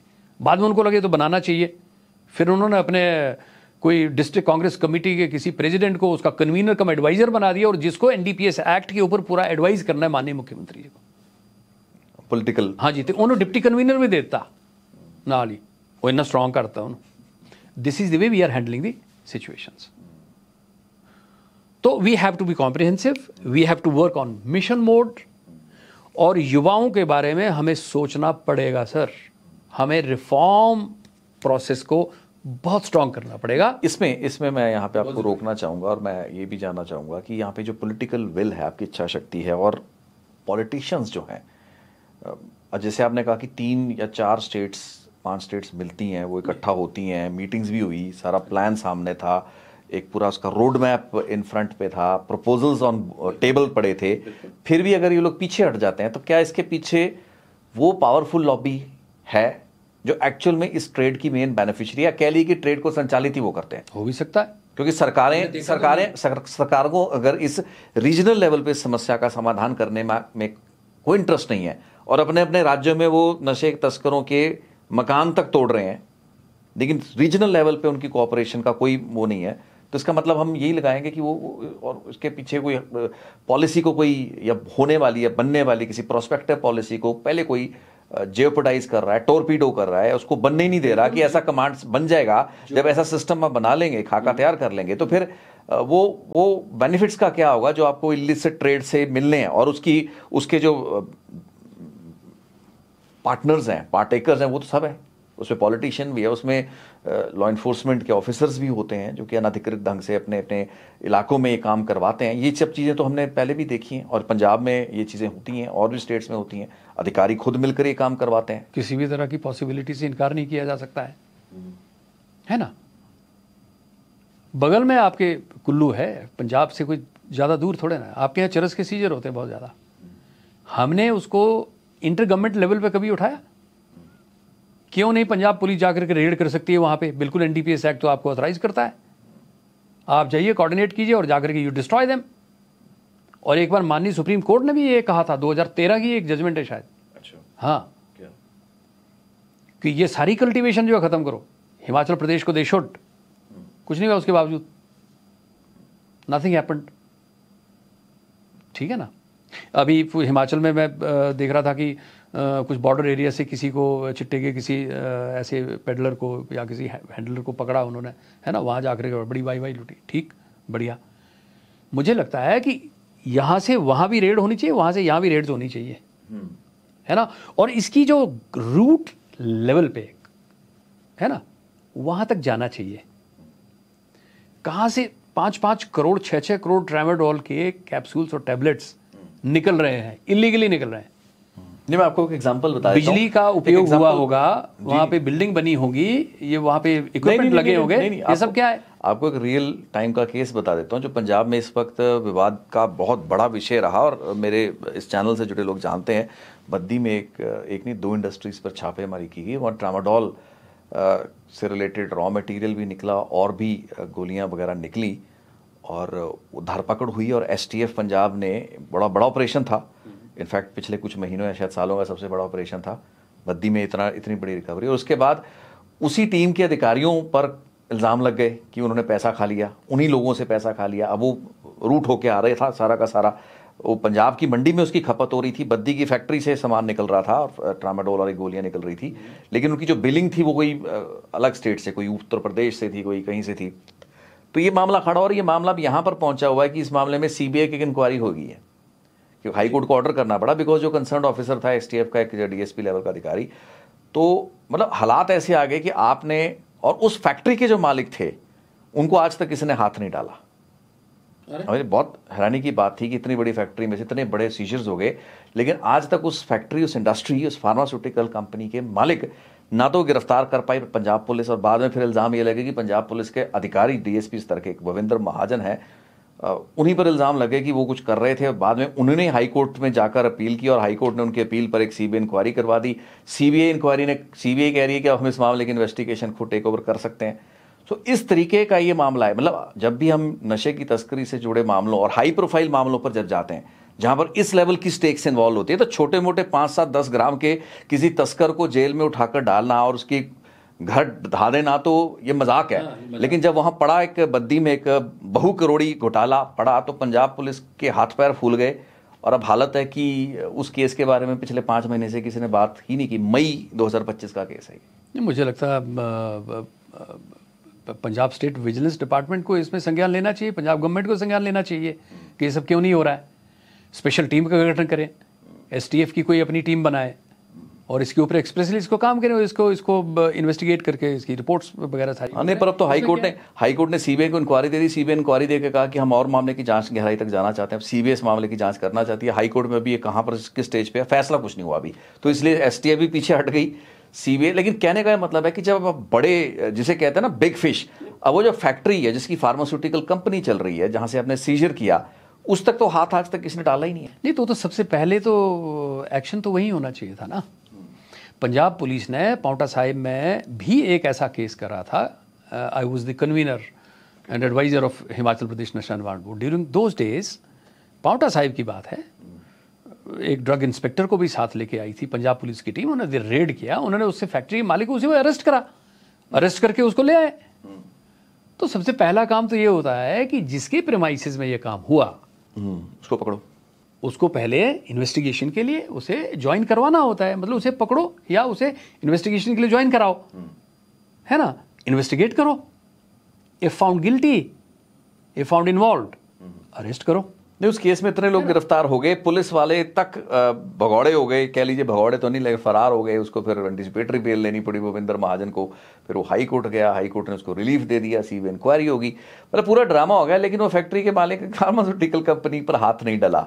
अब आप ये सोचिए ना कि मतलब एएसटीएफ और एएनटीएफ, पंजाब का एएनटीएफ इस ऑपरेशन को कर रहा था। जब एक नोडल एएनटीएफ लेवल के अधिकारी कह लीजिए दबा लिए गए, दब गए, अपनी गलती थी नहीं थी, एक दूसरे पर ही कीचड़ उछलने लगा, तो आप जब इस सिस्टम के साथ लड़ते हैं, आपको ज़्यादा मेरे से ज़्यादा पता है कि किन किन दबावों का सामना करना पड़ता है। आपको तो पता है कि क्या क्या हो जाता है ना। लियो वाले केस में क्या क्या नहीं हुआ, है ना। तो ये सब चीज़ें होती, but the case IO and the team handling the case should be very clear from the beginning, है ना, कि उसे क्या करना है। इनफैक्ट सीजर करने से पहले आपकी पहले वो प्रायोरिटीज पहले ही बनी हुई होती है। आपको ये यहाँ से लेके यहाँ तक करना है, थर्ड आप करते हैं, आपको करना चाहिए। Why should use come to somebody's pressure? Pressure चाहे किसी भी तरह का हो, पैसे का प्रेशर होता है, क्यों नहीं होता है? हमने भी देखा है पैसे का प्रेशर, हमने उनको जेलों में भेजा, क्यों नहीं? हमको भी कहते थे 7-7 करोड़ रुपए ले लो, एक हफ्ते में हम पहुंचाते हैं डिलीवरी, आपको कनाडा में घर देंगे, ये देंगे। हमने कहा चलिए बुड़ैल जेल छोड़ के आएंगे तुम्हें, और हम छोड़ के आए अगले दिन। ठीक है ना। You don't have to succumb to your such pressures, चाहे राजनीतिक प्रेशर हो, चाहे पैसे का प्रेशर हो। हमारे जांच अधिकारियों को वाहेगुरु जी का स्मरण करते हुए, अपने माता पिता का स्मरण करते हुए, दे शुड, और दिस कंट्री, इस देश का स्मरण करते हुए, they should never succumb to such pressures. क्या कर लेंगे आप उस पैसे से? क्या बना लेंगे आप ultimately? You know, you can't hold a license of killing people, youngsters, है ना। ये गलत है। और ये मामला अगर सर इतना उलझा हुआ है तो मुझे लगता है माननीय उच्च न्यायालय पंजाब एंड हरियाणा उच्च न्यायालय को संज्ञान लेना चाहिए।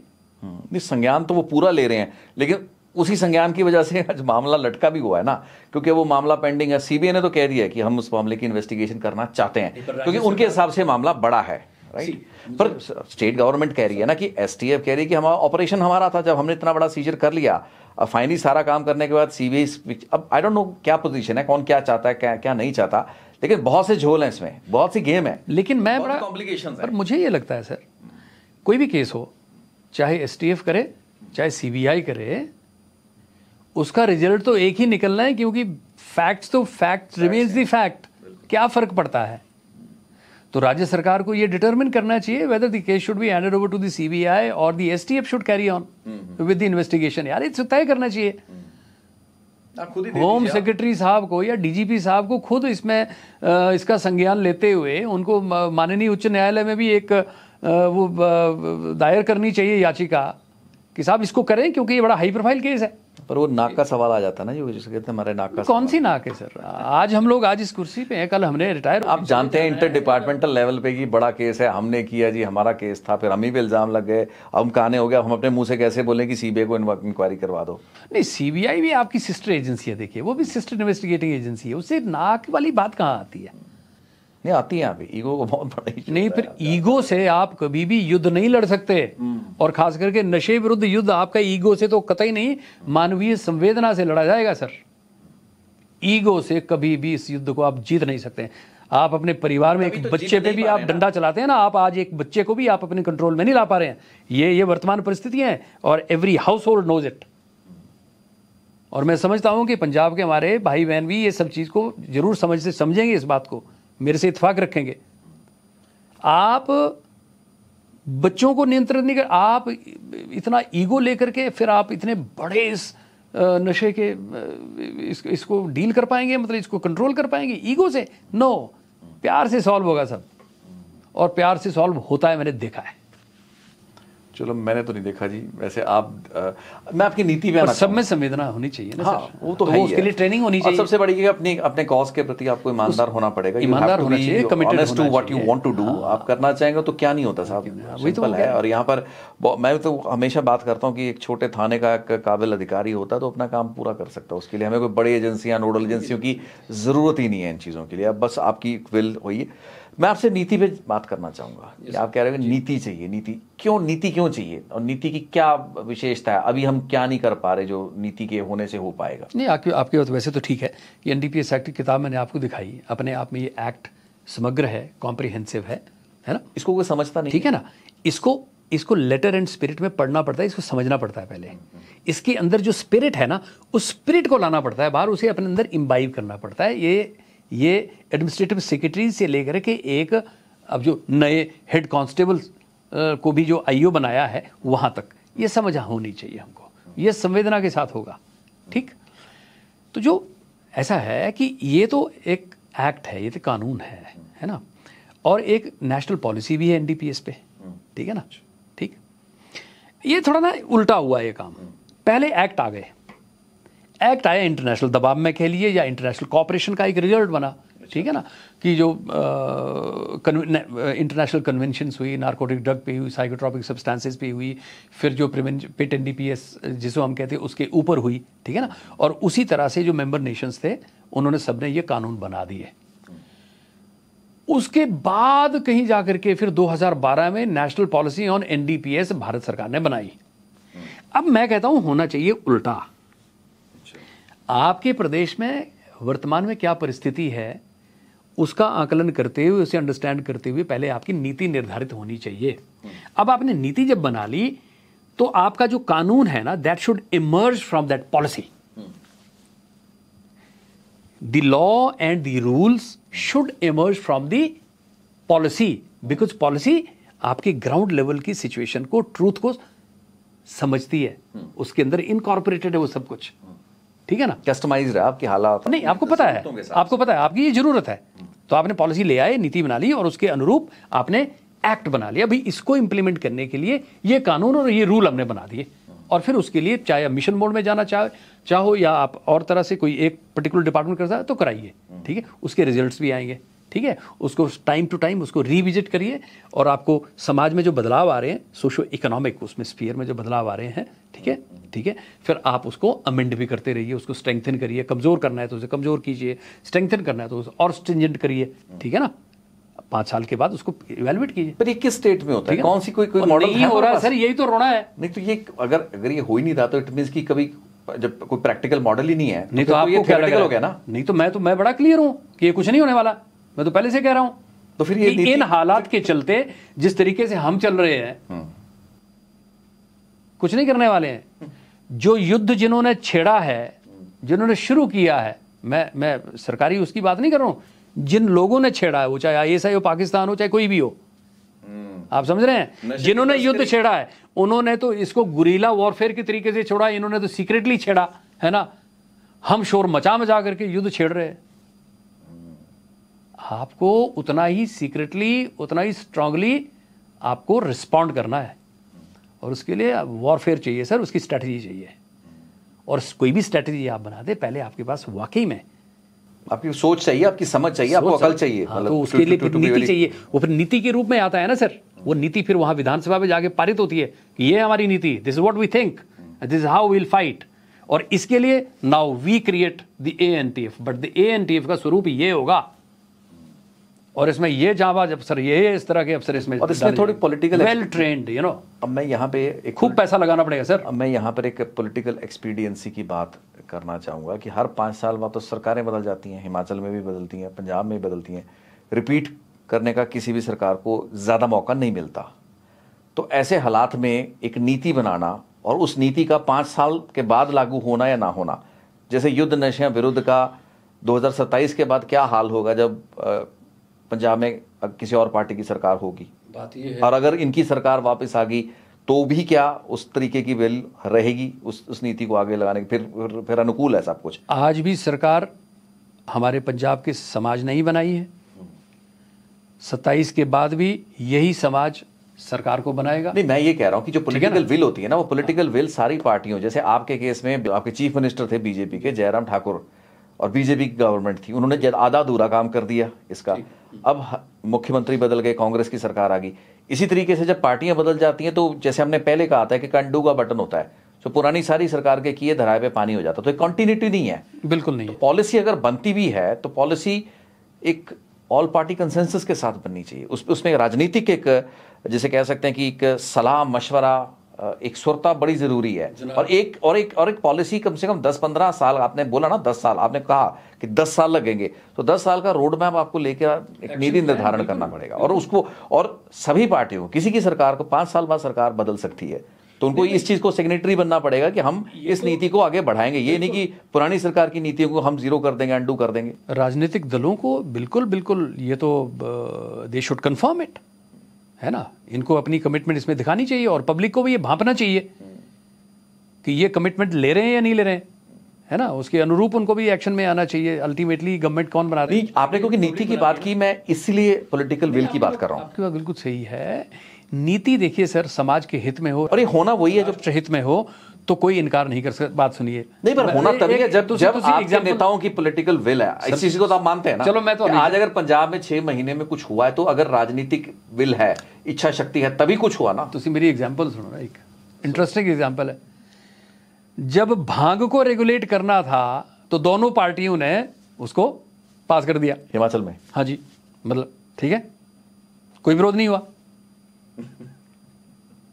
तो मैं ये समझता हूं कि नशा निवारण पॉलिसी भी जब पंजाब में भी आएगी या हिमाचल में भी विधानसभा में जो लाई जाएगी तो सभी लोग एक मत होकर के दोनों पार्टियां उसको अनुमोदित करेंगे। I hope so. भगवान करे कि गुड सेंस शुड प्रिवेल, ठीक है ना। इसका विरोध नहीं कर सकते हैं सर। क्यों? क्योंकि आज हम अपने युवा वर्ग को खो रहे हैं। ये इसको नहीं, कोई भी इसका विरोध नहीं कर सकता है। इंप्लीमेंट नहीं करेंगे, इसके डिफरेंट कारण होंगे। जैसे आपने, मैं वही कह रहा हूं ना कि हमने अभी बाध्य नहीं ना किया। आप कह रहे हैं कि इसका कोई विरोध नहीं कर सकता, लेकिन उसके लिए कोई एजेंडा लाएगा।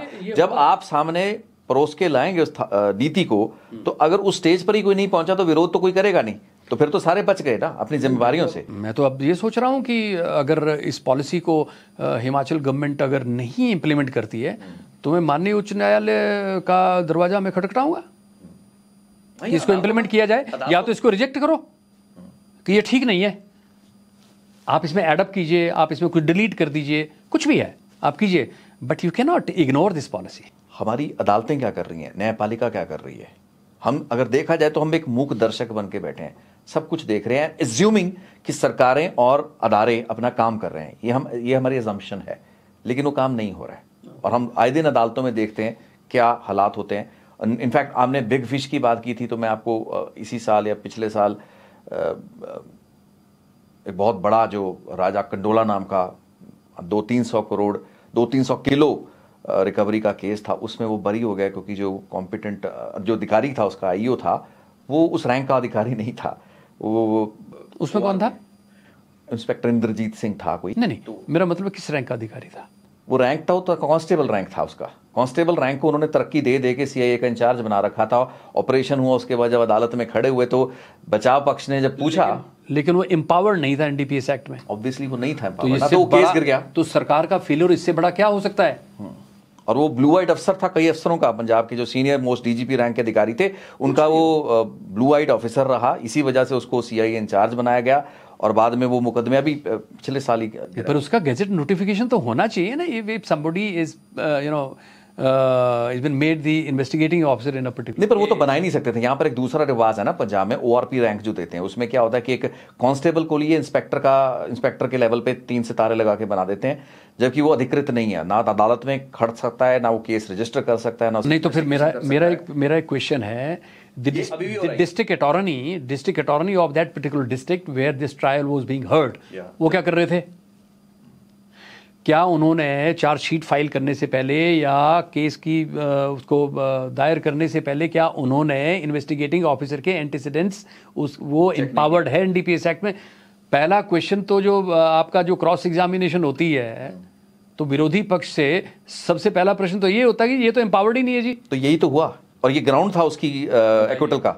ये तो बड़ा कॉमन एक, अरे राजा कंडोला है ये भाई। सबसे पहले कोई भी आप एक ऐसा लीगल डॉक्यूमेंट साइन कर रहे हो एज एन आईओ, है ना, आपके पीछे वो स्ट्रेंथ तो होनी चाहिए ना सर, वो गेजेट नोटिफिकेशन तो होनी चाहिए ना। तो आपने बिना उस गेजेट नोटिफिकेशन को लगाए आपने उसको आईओ बनाया कैसे? फिर तो ये तो मामला बहुत ही सीरियस है। और पंजाब में ऐसे बहुत से मामले हैं जिसे कहते हैं मतलब बहुत से हाई प्रोफाइल मामले। और जब हम बिग फिश की बात कर रहे हैं, कन्विक्शंस की, हालांकि पंजाब पुलिस का इत्थे दास दिया भी कन्विक्शन रेट अच्छा है, क्योंकि मैंने नारकोटिक्स कंट्रोल के अधिकारियों से कुछ दिन पहले मेरी बात हो रही थी और आई वाज आस्किंग कि किस स्टेट का क्या है, तो और स्टेट्स के मुकाबले कन्विक्शन रेट यहाँ पर अच्छा माना जाता है। हिमाचल में 42% के करीब है, पंजाब का कन्विक्शन रेट अच्छा बताया गया एनडी मामलों में, एनडीपीएस के मामलों में। लेकिन नंबर ऑफ केसेस से बात नहीं चलेगी सर। मुकदमे, गिनती, आंकड़ा, सार, नहीं, उससे नहीं चलेगा। मैंने पहले भी कहा था सर, धर्म गुरुओं को भी इसमें शामिल होना पड़ेगा जी। अभी ज़रूरत हो गई है। और हमारे जितने भी इन्वेस्टिगेटिंग ऑफिसर्स भी हैं ना, उनको भी एक थोड़ा स्पिरिचुअल सेशंस इनके भी होने बड़े ज़रूरी हैं। इतना स्ट्रेस झेलते हैं ये, जिसका कोई वही नहीं है, मतलब कोई लिमिट नहीं है, कोई सीमा नहीं है ना। They need to be recharged, they need to be looked after, they need to be motivated, they need to be trained, they need to be rewarded, they should be strengthened from all respects। उनके भी परिवार हैं, उनके भी बच्चे हैं, उनका भी भविष्य है, सब स्टेक पे है। आप बोले 50,000 केसेस चाहिए मुझे, कोई बोल दे और ये सब लग जाएंगे और फिर ये अपना परिवार नहीं देखेंगे। They are also part of society, they are also the citizen of this country and they also have the equal rights. Sharma ji, यहाँ पे एक और बहुत सीरियस चीज़ है, क्योंकि ऐसे कुछ केसेस मेरे ध्यान में आए हैं, हालांकि दिस नीड्स मोर एग्जामिनेशन, कि यहाँ पर जो छोटे क्वांटिटी के केसेस हैं उसमें सिर्फ केस रजिस्टर करने के लिए और अपने थाने का, अपने ज़िले का एक जो अच्छा रिकॉर्ड देश के सामने, दुनिया के सामने रखने के लिए भी बहुत से नाजायज़ मुकदमे भी हुए हैं। और ऐसा एक केस आया था और मतलब first hand I got to know, और जब मुझे लगा, मुझे बड़ा दुख हुआ इस चीज़ का कि अगर ऐसे इस तरीके से केस बन रहे हैं, और क्योंकि प्रेशर है, निचले पुलिस अधिकारी पर प्रेशर है, उसके थानेदार पे प्रेशर है, उस इलाके के एसएसपी पे प्रेशर है, डीजीपी पे प्रेशर है, चीफ मिनिस्टर पे यहाँ पर एक और हमारे केजरीवाल साहब में कन्वीनर है शायद, उनका या किसी और का प्रेशर है। तो लेयर्स पे लेयर्स हैं और हर बंदे को रिजल्ट चाहिए, और रिजल्ट्स what you call कौन सा result is something that can be shown off। कौन सा रिजल्ट चाह रहे हैं ये? वो जो आंकड़ों की शक्ल में आ रहा है या whatever it is। नहीं, नशे को पूरी तरह रोकने का ही तो उद्देश्य है ना, तो परिणाम तो उस तरह से आने चाहिए ना। या सिर्फ और सिर्फ नशे की सप्लाई को रोकने के जो प्रयास है वो वाले परिणाम चाहिए आपको, छोटे से परिणाम, आंकड़े चाहिए। जहां तक मुझे अभी तक तो मेरे को सिर्फ बात, एक पर्टिकुलर सेगमेंट में आप परिणाम चाहते हैं, बाकी के 5 सेगमेंट में आप कुछ नहीं करना चाहते। ये हो रहा है, कैसे चलेगा? तभी तो हम कह रहे हैं कोई युद्ध ऐसे जीता नहीं जा सकता सर। अरे लड़ने वाले तो जेलों में जा रहे हैं, क्या लड़ेंगे आप? कोई भी नीति बने, कोई भी प्रयास हो, वो आज के युवा वर्ग को ध्यान में रखते हुए हो, क्योंकि वही वर्तमान है और वही हमारा भविष्य है।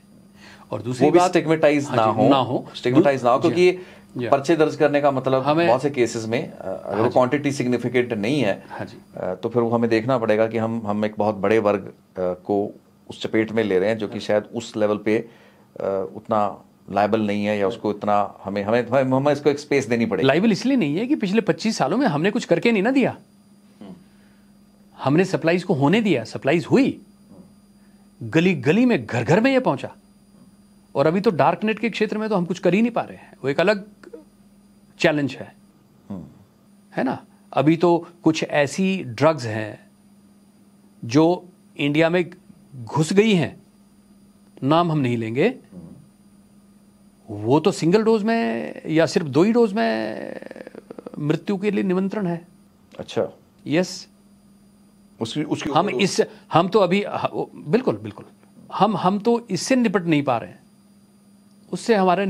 उससे निपटने के लिए हमारे पास क्या है? तभी तो हम कह रहे हैं कि ठोस से ठोस steps in terms of policy and then mechanism, है ना। चारों तरफ से जब घेरोगे इसको तो कहीं जाकर के कुछ परिणाम आएंगे। अकेले पुलिस काम करेगी, दबाव में काम करेगी, न्याय नहीं कर पाएगी, अपने साथ ही नहीं वो न्याय कर पाएगी, वो अपने आप ही विक्टिम हो जाएंगे। मैं आपको बताऊं, आज भी आप अगर साइकेट्रिक इवैल्यूएशन कराएंगे, हम अपने पुलिस के अधिकारियों का जो ग्राउंड लेवल पे, फील्ड लेवल पे लड़ते हैं बेचारे, बहुत सारे मेंटल हेल्थ के पेशेंट्स निकलेंगे। इतने स्ट्रेस में काम कर, क्यों नहीं, इतने स्ट्रेस में काम कर रहे हैं। आपने जो कहा कि कुछ ऐसा भी हो रहा है कि धक्के से भी कुछ हो रहा है ना, तो उसका कारण क्या है? उसका कारण है आप दबाव दे रहे हैं उन पे। आप दबाव में काम कराओगे, प्रेशर टू परफॉर्म, तो नेचुरल जस्टिस नहीं हो पाएगा।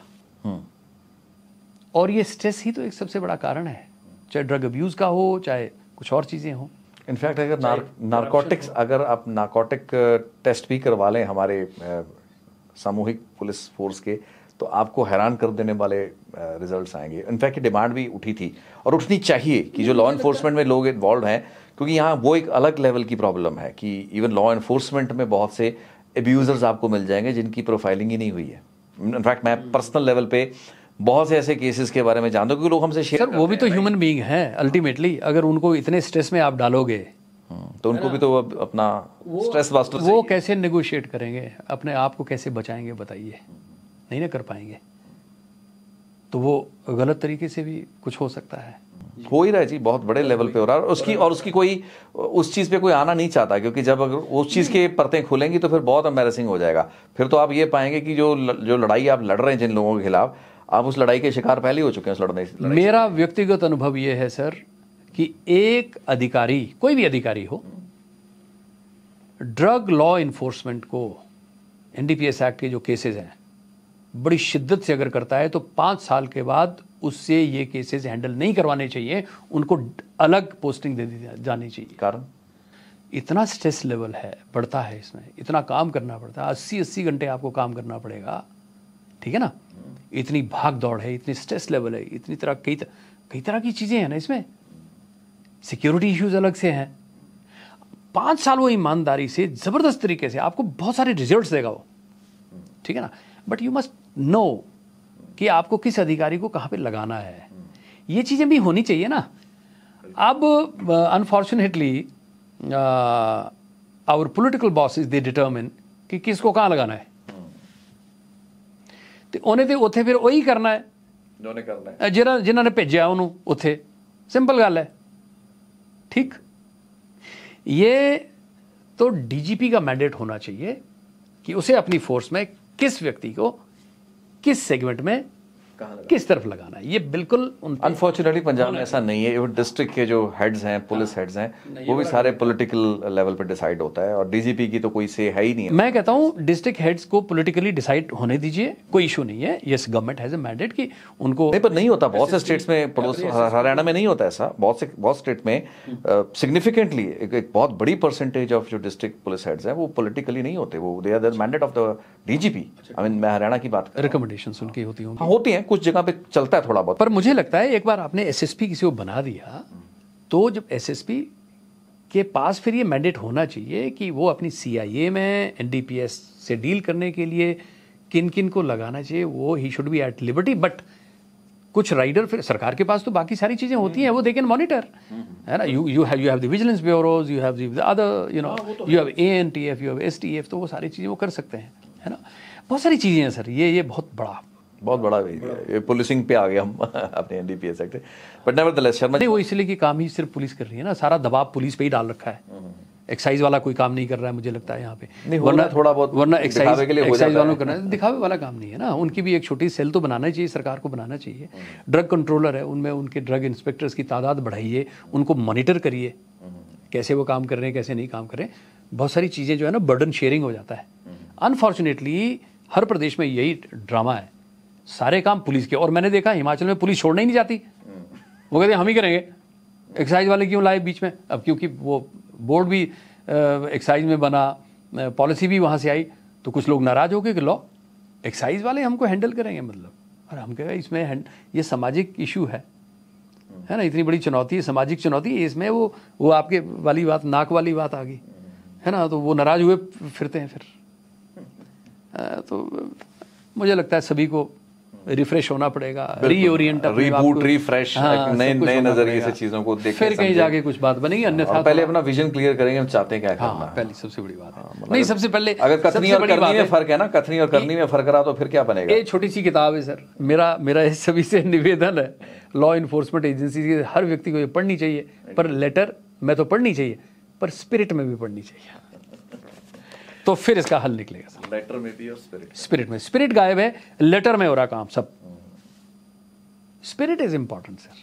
चलिए, बहुत बहुत शुक्रिया sir, thank you so much, धन्यवाद इस बातचीत के लिए, खुली बातचीत। एक बार फिर OP Sharma ji law enforcement NDPS ਮਾਮਲਿਆਂ ਦੇ ਜਾਣਕਾਰ ਵੀ ਨੇ, ਖੁਦ ਬਤੌਰ ਇੱਕ ਅਧਿਕਾਰੀ ਵੀ ਇਹਨਾਂ ਨੇ ਬਹੁਤ ਵੱਡੇ ਆਪਰੇਸ਼ਨ ਕੀਤੇ ਨੇ, and I have been a witness of many of them। ਪਿਛਲੇ ਇੰਟਰਵਿਊ 'ਚ ਆਪਾਂ ਗੱਲ ਕੀਤੀ ਸੀ। ਸੋ ਆਉਣ ਵਾਲੇ ਦਿਨਾਂ ਦੇ ਵਿੱਚ ਵੀ ਆਪਾਂ ਸਮੇਂ-ਸਮੇਂ ਤੋਂ ਇਹਨਾਂ ਦੇ ਨਾਲ ਗੱਲ ਕਰਦੇ ਰਹਾਂਗੇ, ਕਿਉਂਕਿ ਇਸ ਤਰੀਕੇ ਦੀ ਗੱਲਬਾਤ ਇੱਕ ਪ੍ਰੋਪਰ ਪਰਸਪੈਕਟਿਵ ਨੂੰ, ਨਜ਼ਰੀਏ ਨੂੰ ਬਿਲਡ ਅਪ ਕਰਨ ਲਈ ਬੜਾ ਜ਼ਰੂਰੀ ਹੈ, ਕਿਉਂਕਿ ਅਸੀਂ ਵੈਕਿਊਮ ਦੇ ਵਿੱਚ ਕੰਮ ਨਹੀਂ ਕਰ ਸਕਦੇ। ਜਿਵੇਂ ਕਿ ਅੱਜ ਦੀ ਗੱਲਾਂ 'ਚ ਵੀ ਨਿਕਲਿਆ, ਪਹਿਲੀ ਵੀ ਸਾਡੀ ਗੱਲਬਾਤ ਦੇ ਵਿੱਚ ਚੀਜ਼ ਨੂੰ ਬਹੁਤ ਹੀ ਬ੍ਰੌਡਰ ਬਰਡਸ ਆਈ ਵਿਊ ਤੋਂ ਆਪਾਂ ਜਦੋਂ ਵੇਖਦੇ ਹਾਂ, ਗੱਲ ਕੁਝ ਹੋਰ ਹੁੰਦੀ ਹੈ। ਟੇਲ ਐਂਡ ਤੋਂ ਅਸੀਂ ਗ੍ਰਾਸ ਰੂਟਸ ਤੋਂ ਜਦੋਂ ਆਪਾਂ ਸਮੱਸਿਆ ਨਾਲ ਨਜਿੱਠ ਰਹੇ ਹੁੰਦੇ ਤਾਂ ਬਹੁਤ ਛੋਟੀਆਂ-ਛੋਟੀਆਂ ਚੀਜ਼ਾਂ ਵੀ ਸਾਨੂੰ ਵੱਡੀਆਂ ਲੱਗਦੀਆਂ ਨੇ, ਲੇਕਿਨ ਇਹ ਬਹੁਤ ਵੱਡਾ ਚੈਲੰਜ ਹੈ। ਤੇ ਜਿਵੇਂ ਮੈਂ ਜ਼ਿਕਰ ਕੀਤਾ, ਦੁਨੀਆ ਦਾ ਕੋਈ ਮੁਲਕ, ਮੈਨੂੰ ਬਹੁਤ ਘੱਟ ਮੁਲਕਾਂ ਦੇ ਵਿੱਚ ਐਸੀਆਂ ਉਦਾਹਰਣਾਂ ਹੈਗੀਆਂ ਨੇ ਜਿੱਥੇ ਕਿ ਤੁਸੀਂ ਡਰੱਗ ਟ੍ਰੈਫਿਕਿੰਗ, ਡਰੱਗ ਅਬਿਊਜ਼ ਨੂੰ ਟੋਟਲੀ ਨਜਿੱਠ ਪਾਏ ਹੋ। ਲੇਕਿਨ ਚੈਲੰਜ ਵੱਡਾ ਹੈ, ਸਾਡਾ ਸਮਾਜ ਹੈ, ਸਾਡੇ ਨੌਜਵਾਨ ਹੈਗੇ ਨੇ, ਸਾਡੀ ਅਗਲੀਆਂ ਪੀੜ੍ਹੀਆਂ ਹੈਗੀਆਂ ਨੇ। ਸੋ ਸਾਨੂੰ ਇਸ ਜ਼ਿੰਮੇਵਾਰੀ ਨੂੰ ਲੈਣਾ ਹੀ ਪੈਣਾ ਹੈ। ਇਹ ਰੈਫਰੈਂਸ ਪੁਆਇੰਟ ਨਹੀਂ ਮੰਨੇ ਜਾ ਸਕਦੇ ਵੀ ਦੁਨੀਆ ਦੇ ਕਿਸੇ ਮੁਲਕ ਦੇ ਵਿੱਚ ਜੇ ਕੁਝ ਨਹੀਂ ਹੋ ਪਾਇਆ ਤਾਂ ਅਸੀਂ ਆਪਣੇ ਸਮਾਜ ਦੇ ਵਿੱਚ ਉਹ ਨਹੀਂ ਕਰ ਸਕਦੇ। We will have to try something experimental, something very innovative and probably something very revolutionary. ਅਤੇ ਇਹੋ ਜਿਹੀ ਗੱਲਾਂ ਬਾਤਾਂ ਕਿਸੇ ਨੀਤੀ 'ਚੋਂ ਆ ਸਕਦੀਆਂ ਨੇ, ਐਂਡ ਇਹਨਾਂ ਕੋਲ ਬਹੁਤ ਖਰੜਾ ਹੈਗਾ, ਲੇਕਿਨ ਅਸੀਂ ਇਹਨਾਂ ਚਰਚਾਵਾਂ ਦੇ ਵਿੱਚ ਉਹ ਚੀਜ਼ਾਂ ਡਿਸਕਸ ਨਹੀਂ ਕਰਾਂਗੇ, ਬਿਕੋਜ਼ ਉਹ ਲਾਰਜਰ ਗੱਲਾਂ ਨੇ ਅਤੇ ਉਹਨਾਂ ਨੂੰ ਕਿਸੇ ਵੱਖਰੇ ਪਲੈਟਫਾਰਮ 'ਤੇ ਕਿਸੇ ਵੱਖਰੇ ਸਮੇਂ ਉੱਤੇ ਡਿਸਕਸ ਕੀਤਾ ਜਾਏਗਾ। So thank you sir, thank you so much. ਧੰਨਵਾਦ, ਥੈਂਕ ਯੂ ਸਰ।